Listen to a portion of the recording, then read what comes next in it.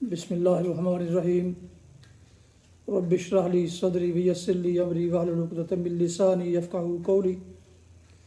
محترم ویورز، السلام علیکم ورحمۃ اللہ وبرکاتہ۔ امید کرتا ہوں کہ آپ اللہ تعالیٰ کے فضل و کرم سے خیریت سے ہوں گے۔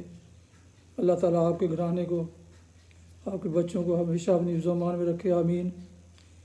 راہ ہدایت و نجات کے سلسلے کا بلاغ القرآن و حدیث اپنے یوٹیوب چینل بشیر رشیدی سے پیش کرتا ہوں۔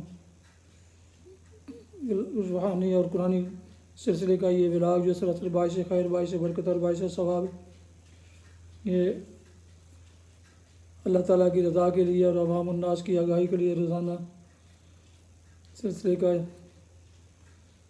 اپنے اس چینل پر اپلوڈ کرتا ہوں۔ اللہ تعالیٰ میری یہ کاوش قبول فرمائے، آمین۔ اور شروع کرتے ہیں اب القرآن و حدیث۔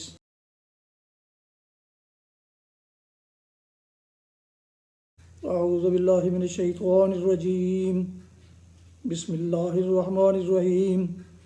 قال یا ہارون ما منعک اذ رأیتہم ضلوا الا تتبعن افعصیت امری قال یا ابن ام لا تأخذ بلحیتی ولا برأسی انی خشیت ان تقول فرقت بین بنی اسرائیل ولم ترقب قولی، صدق اللہ العظیم۔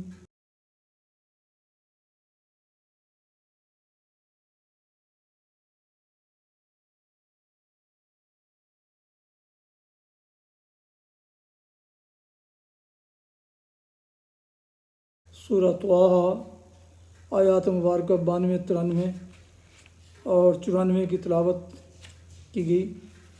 اس کا اردو ترجمہ: قال یا ہارون ما منعک۔ موسیٰ قوم کو ڈانٹنے کے بعد ہارون کی طرف پلٹا اور بولا، ہارون، تم نے جب دیکھا تھا کہ یہ گمراہ ہو رہے ہیں تو کس چیز نے تمہارا ہاتھ پکڑا تھا کہ میرے طریقے پر عمل نہ کرو؟ کیا تم نے میرے حکم کی خلاف ورزی کی؟ ہارون نے جواب دیا، اے میری ماں کے بیٹے، میری داڑھی نہ پکڑ، نہ میرے سر کے بال کھینچ۔ مجھے اس بات کا ڈر تھا کہ تو آ کر کہے گا تم نے بنی اسرائیل میں پھوٹ ڈال دی اور میری بات کا پاس نہ کیا۔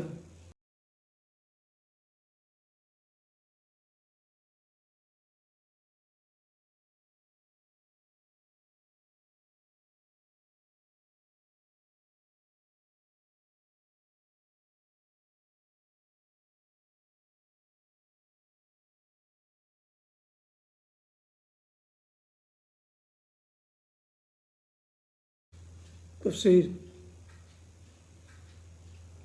کیا تم نے میرے حکم کی خلاف ورزی کی؟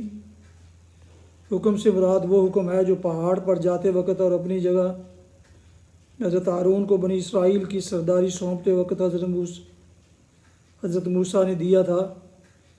سورہ اعراف میں اسے ان الفاظ میں بیان کیا گیا ہے، وقال موسیٰ لأخیہ ہارون اخلفنی فی قومی واصلح ولا تتبع سبیل المفسدین۔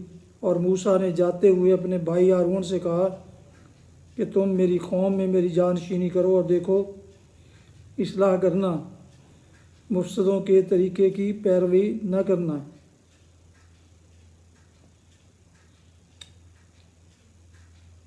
میرے سر کے بال نہ کھینچ۔ ان آیات کے ترجمے میں ہم نے اس بات کو ملحوظ رکھا کہ حضرت موسیٰ چھوٹے بھائی تھے مگر منصب کے لحاظ سے بڑے تھے، اور حضرت ہارون بڑے بھائی تھے مگر منصب کے لحاظ سے چھوٹے تھے۔ تم نے بنی اسرائیل میں پھوٹ ڈال دی اور میری بات کا پاس نہ کیا۔ حضرت ہارون کے اس جواب کا یہ مطلب ہرگز نہیں ہے کہ قوم کا مجتمع رہنا اس کے راہ راست پر رہنے سے زیادہ اہمیت رکھتا ہے، اور اتحاد چاہے وہ شرک ہی پر کیوں نہ ہو افتراق سے بہتر ہے خواہ اس کی بنا حق اور باطل ہی کا اختلاف ہو۔ اس آیت کا یہ مطلب اگر کوئی شخص لے گا تو قرآن سے ہدایت کے بجائے گمراہی اخذ کرے گا۔ حضرت ہارون کی پوری بات سمجھنے کے لیے اس آیت کو سورہ اعراف کی آیت 150 کے ساتھ ملا کر پڑھنا چاہیے۔ وہاں وہ فرماتے ہیں کہ ابن ان القوم استضعفونی وقعدوا یقتلوننی فلا تشمت بی الاعداء ولا تجعلنی مع القوم الظالمین۔ میری ماں کے بیٹے، ان لوگوں نے مجھے دبا لیا اور قریب تھا کہ مجھے مار ڈالتے، پس تو دشمنوں کو مجھ پر ہنسنے کا موقع نہ دے اور اس ظالم گروہ میں مجھے شمار نہ کر۔ ان دونوں آیتوں کو جمع کر کے دیکھیے تو صورت واقعہ کی یہ تصویر سامنے آتی ہے کہ حضرت ہارون نے لوگوں کو اس گمراہی سے روکنے کی پوری کوشش کی، مگر انہوں نے جناب کے خلاف سخت فساد کھڑا کر دیا اور آپ کو مار ڈالنے پر تل گئے۔ مجبوراً آپ اس اندیشے سے خاموش ہو گئے کہ کہیں حضرت موسیٰ کے آنے سے پہلے یہاں خانہ جنگی برپا نہ ہو جائے اور وہ بعد میں آ کر شکایت کریں کہ تم اگر اس صورتحال سے عہدہ برا نہ ہو سکے تھے تو تم نے اس معاملات کو اس حد تک کیوں بگڑنے دیا، میرے آنے کا انتظار کیوں نہ کیا۔ سورہ اعراف والی آیت کے آخری فقرے سے بھی یہ مترشح ہوتا ہے کہ قوم میں دونوں بھائیوں کے دشمنوں کی ایک تعداد موجود تھی۔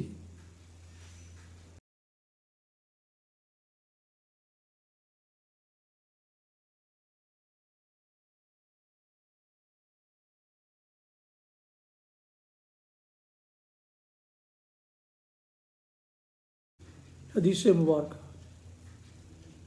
حضرت ابو سریہ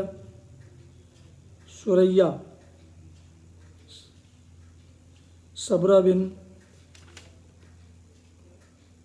معبد الجہنی رضی اللہ عنہ سے روایت ہے، رسول اللہ صلی اللہ علیہ وسلم نے فرمایا، تم بچے کو 7 سال کی عمر میں نماز سکھاؤ اور 10 سال کی عمر میں اس نماز میں کوتاہی کرنے پر ان کی گوشمالی کرو۔ ابو داؤد و ترمذی، امام ترمذی نے اسے حسن کہا ہے اور ابو داؤد کے الفاظ یہ ہیں، بچوں کو نماز پڑھنے کا حکم دو جب وہ 7 سال کی عمر کو پہنچ جائیں۔ سن ابی داؤد کتاب الصلاۃ حدیث نمبر 494۔ فوائد میں لکھا ہے کہ ظاہر بات ہے کہ بچوں کو نماز کی یہ تعلیم و تلقین وہی والدین و اساتذہ کر سکتے ہیں جو خود نماز کے پابند ہوں۔ صحابہ کرام رضی اللہ عنہم کے عہد میں تصور ہی نہیں تھا کہ کوئی مسلمان بھی ہو اور پھر وہ نماز نہ پڑھے، لیکن بدقسمتی سے آج کل کے مسلمان معاشروں میں اساتذہ والدین کی اکثریت فریضہ نماز سے غافل ہے۔ ان حالات میں بچوں کو نماز کے سیکھنے اور پڑھنے کی ترغیب و تلقین کون کرے گا؟ علاوہ ازیں اسکولوں میں بھی اس کا کوئی اہتمام نہیں کیا جاتا۔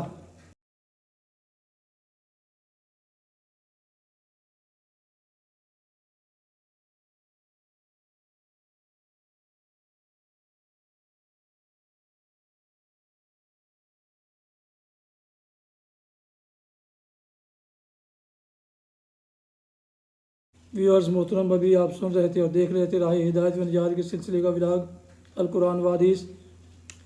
آج کے اس ولاگ میں سورہ طٰہٰ کی آیات مبارکہ 92 تا 94 کی تلاوت، ترجمہ اور تفسیر بیان کی گئی۔ اس کے علاوہ ایک حدیث مبارکہ بھی پیش کی گئی، اور یہ ولاگ میں نے اپنے یوٹیوب چینل بشیر رشیدی سے پیش کیا۔ اللہ تعالیٰ کی رضا کے لیے، عوام الناس کی آگہی کے لیے اللہ تعالیٰ میری کاوش قبول فرمائے، آمین۔ آپ سے گزارش ہے کہ اگر آپ نئے ہیں اور آپ نے ابھی تک اس چینل کو سبسکرائب نہیں کیا تو پلیز سبسکرائب کر لیجیے گا اور مناسب سمجھیں تو دوستوں سے شیئر کر کے لائک کر کے بیل آئیکن کو بھی پریس کر دیجیے گا تاکہ آنے والے ایسے روحانی اور قرآنی نوٹیفیکیشنز آپ تک اور دوستوں تک باقاعدہ اور بر وقت پہنچتے رہیں۔ اپنی دعاؤں میں پاک وطن، والدین و اجداد، اعزاء و اقارب دوستوں کے علاوہ اس ناچیز کو بھی ان میں شامل فرمائے تو انتہائی شکر گزار ہوں گا۔